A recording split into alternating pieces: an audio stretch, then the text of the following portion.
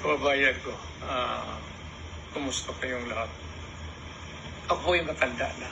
At hindi natin maiwasan yung balita na ngayon nagkasakit. Wala naman akong sakit at feeling ko hindi naman ako mamatay ngayon kagad. Nandito ako sa bahay, dito si Bong. Ako retired na, makita mo mong yung maliit ko na bahay. Kain lang niya. Housing lang ito. Housing ito ng... Batiin mo lang sila, yung mga Pilipino. Nandito lang ako nagre-relax. At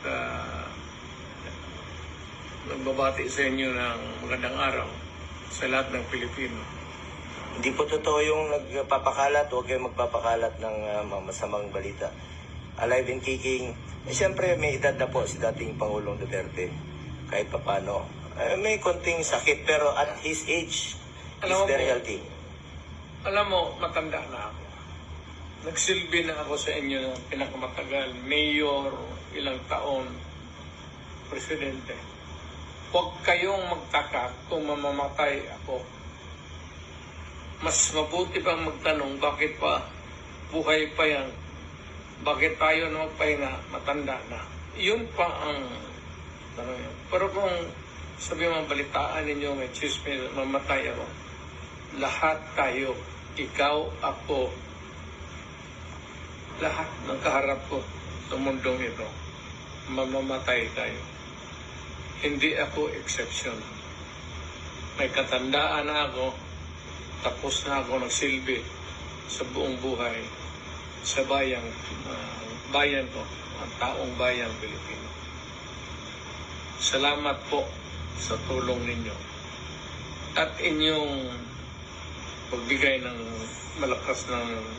pangpalakas ng loob sa yung kanang paraon. Kaya kung nakaya na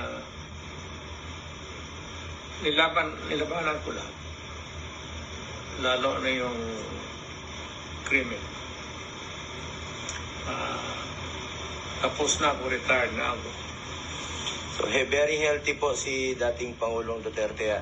Ako naman in my own small personal capacity, ang commitment ko sa kanya, lalo na sa kanyang medical at hindi ko po pababayaan ng ating dating Pangulong Duterte sa hanggang kamatayan po ang aking commitment sa kanya at mahal na mahal ko po siya. At parati niyang pinapaalala, just do what is right. Yan. Magtanong kayo ng anong pinaka-advice ko para sa iyo at para sa mga anak at apo ninyo. Isa lang. Gawin mo lang kung ano yung tama. Hindi nung kailangan pag-usapan eh. Alam mo dito, pati dito, kung ano ang tama o mali. Gawin mo lang yung tama. So sa mga nagpapakalat, let's pray for former President Duterte. Okay po siya, oh. Kamao.